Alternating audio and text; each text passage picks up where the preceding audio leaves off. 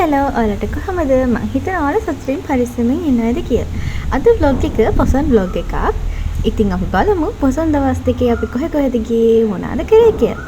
හරි ඉතින් මුලින්ම පටන් ගමු අපේ පළවෙනි දන්සලේ. පළවෙනිටම හම්බුනේ මෙන්න මේ නූඩ්ල්ස් දන්සල. ඉතින් ඒක තිබ්බ අපේ ගෙවල් ළඟමයි. ඊට පස්සේ අපි හැමම ගියා පොළොන්නරුවට. මොකද පොළොන්නරුවේ ගොඩක් දන්සල් තියෙනවානේ. ඒ හින්දා හරි ඉතින් අපි බලමු මෙතන ඉඳන් අපි මොනවද කරේ කොහෙද ගියේ කියලා.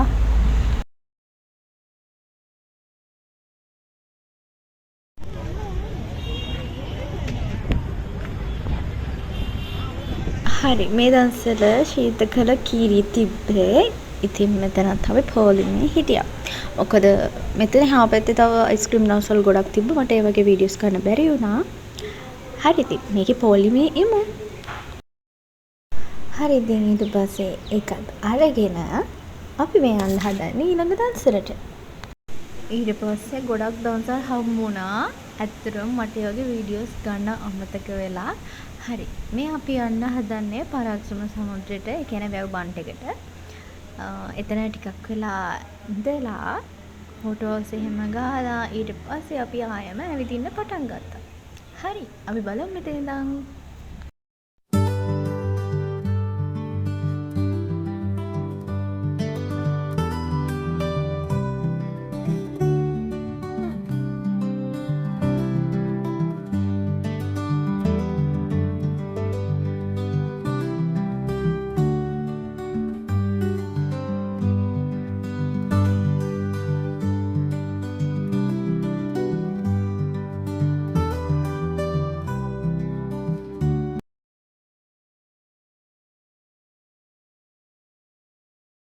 මගේ වාගේ දැනුණා නෙතුවින්ද මොහොතේ ආ බව ගානක් රැඳුණා එක හීනයක මා.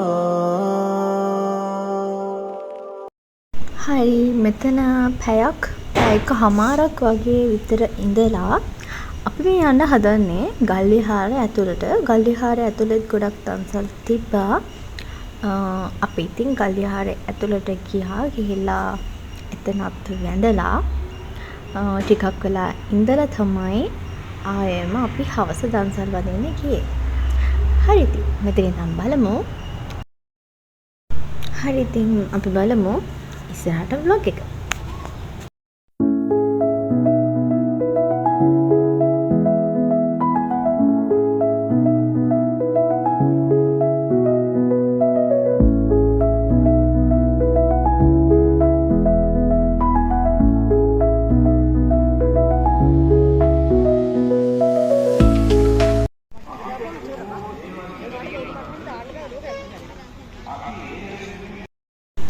අපි මේ යන ගමන් ඉන්නේ ගල්විහාරය ඇතුළට. අර පිළිම තියන්නේ අන්න ඒ හරියට. හරි ඉතින් මම නම් එතන ඇතුළටම ගියේ නෑ. මම ගියව ගමන් අර විලාසවල තිබ්බා. අන්න ඒ හරියේ ඉඳගෙන තමයි හිටියේ. ගොඩක් ආච්චිලා සීයලා සිල් ගන්නවා එතන. ඔතන බණ කියනවා හාමුදුරුවෝ නමක්. ඉතින් සමහර වෙලාවට ඒ වගේ දේවල් දාන්න බෑ කොපිරයිට් වදිනවනේ. මම ඒ හින්දා එක මියුට් කරලා තමයි දැම්මේ. එතනට වෙලා හිටියාම පුදුම විදියට මනස රිලැක්ස් වෙනවා. මන් දන්නේ ඒ බණ අහගෙන ඉන්නකොට හිතනවා ඇත්තටම ඇවිල්ලා සිල් ගන්න තිබ්බනම් හොඳයි කියලා.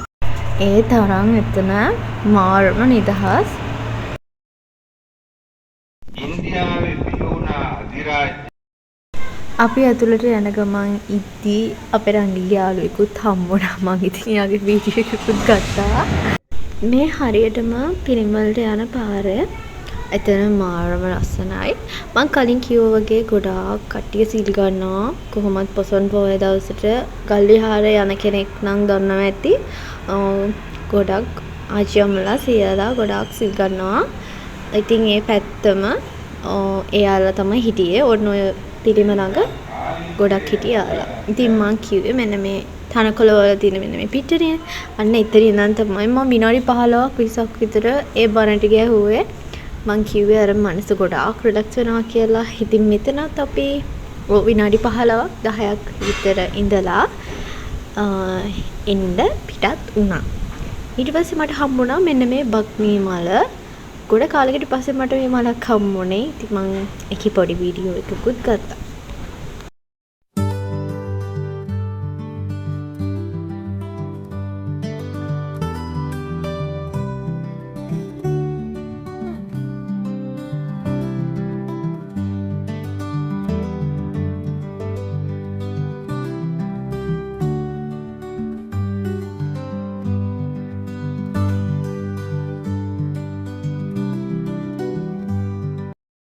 ඊට පස්සේ මේ නංගිලයි මමයි යන්නේ අපේ අම්මට පොප්කෝර්න් ඕනේ කිව්වා. ඉතින් ඒකත් අරගෙන ඊට පස්සේ රටකොචු වර්ගයක් ගත්තා. ඒවත් අරගෙන ආයෙම අපි යන්න තමයි හදන්නේ. අපි ගෙදරින් එද්දිම හිතාගෙන ආවේ අපි දවසම ඇවිදිනවා කියලා. දවසම කිව්වේ අපි ගෙදරින් ආවේ දන්සල් වලට යන්න අපි ආවේ දවල් 12:00ට වගේ. ඉතින් අපි හිතුවා හවස වෙනකම්ම ඒ කියන්නේ රෑ වෙනකම්ම ඇවිදින්න ඕනේ කියලා. ඊට පස්සේ අපි මේ හදන්නේ මන් දන්න විදිහට හරිද නැද්ද දන්නේ නැහැ ලංකාවේ ලොකුම දන්සල. ඔයාලා දන්නවා ඇති අරලිය සහල් එකේ ෆ්‍රයිඩ් රයිස් දන්සල. ඉතින් අපි යන්න හදන්නේ ඒකට. ඒකේ පොලිම මාර විදිහට තියෙනවා. දවස් 2ක් දන්සල දෙනවා. පුදුම විදිහට පොලිම තියෙනවා. අපි කොහොම හරි දන්සලට ඇතුළට ගියා. මොකද අපි හිතුවා දවසම ඇවිදලා රැටත් දන්සලකින් කාලම ගෙදර එනවා කියලා. ඉතින් මේ තියෙන්නේ අරලිය එකේ දන්සල. හරි ඉතින් අපි කොහොම හරි ඒක ඇතුළටත් ගියා.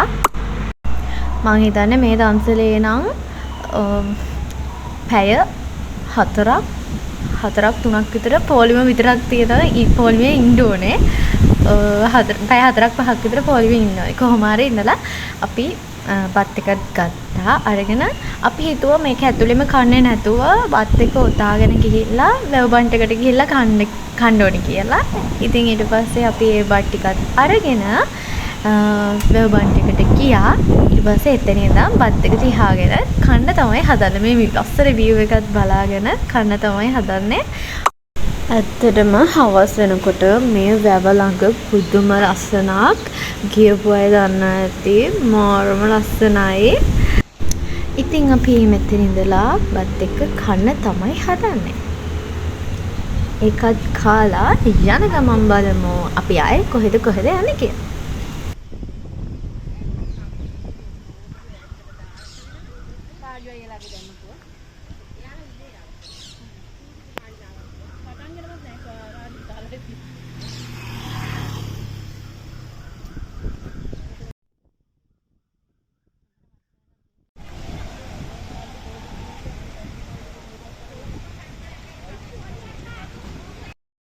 අපි මේ දැන් ගෙදර යන්න තමයි හදන්නේ. යන අතරමඟ මේ පාරෙත් පුදුම ලස්සනට බල්බ් දාලා තිබ්බා. ඉතින් මම ඒ වගේ වීඩියෝස් ටිකකුත් ගත්තා.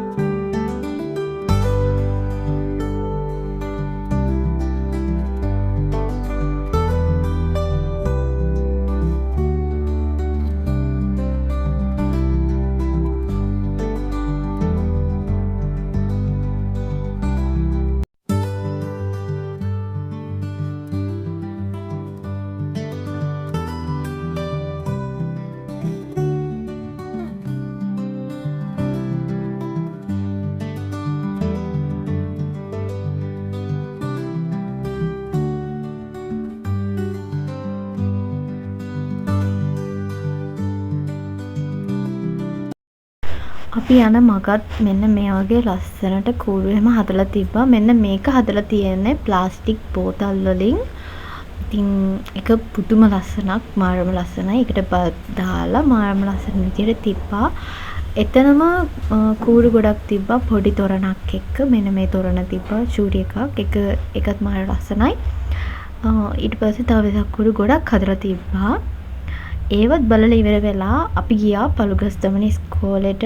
ඒකේ වෙසක් කලාපයක් තිබ්බා. ඒකේ පොඩි වීඩියෝ ක්ලිප්ස් ටිකකුත් ගත්තා. හරි, ඉතින් ඒ ටිකත් අපි බලමු.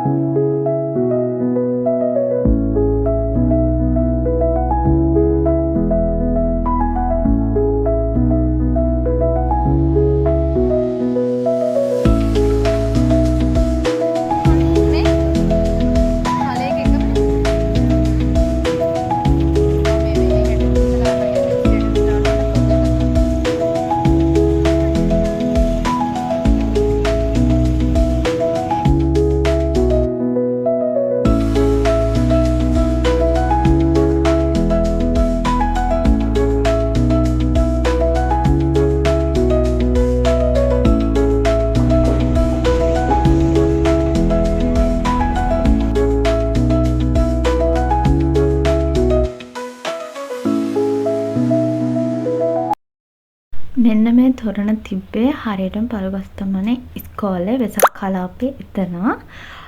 මං හිතන්නේ ඉස්කෝලේ ළමයිම තමයි මේක චිත්‍ර ඔක්කොම ඇඳලා තිබ්බා. ඒකත් මාරම ලස්සනයි, මාරම ක්‍රියේටිව්.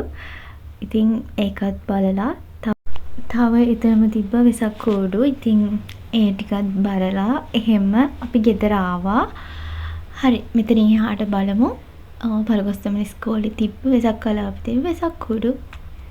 අපි ගියපු දවසේම තමයි ඇවිල්ලා හිටියේ මෛත්‍රීපාල සිරිසේන සර්. ඉතින් එයා මම හිතන්නේ ඕපනින් එකට තමයි ඇවිල්ලා තිබ්බේ.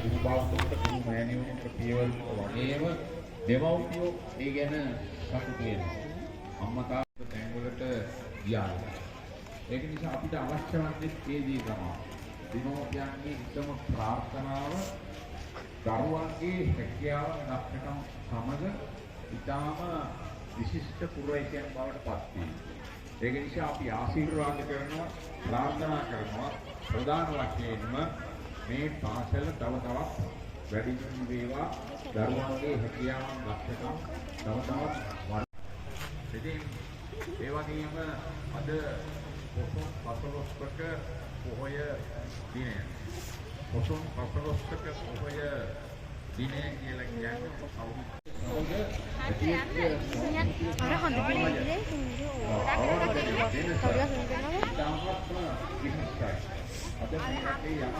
හරි, ඉතින් ඊට පස්සේ අපි රෑ 11:00ට විතර ගෙදර ආවා. මේ තියෙන අපේ ගෙදර අපි සරසලා කියපු විදිහ. මේ පාර වෙසක් එකට වගේම පොසොන් එකටත් මේ විදිහට ලස්සනට බල්බ් දාලා අපි හැදුවා. මේ පාර වැඩිපුර වෙසක් කූඩුවක් හැදුවා. මෙන්න මේක තමයි අලුතෙන් හැදුවේ.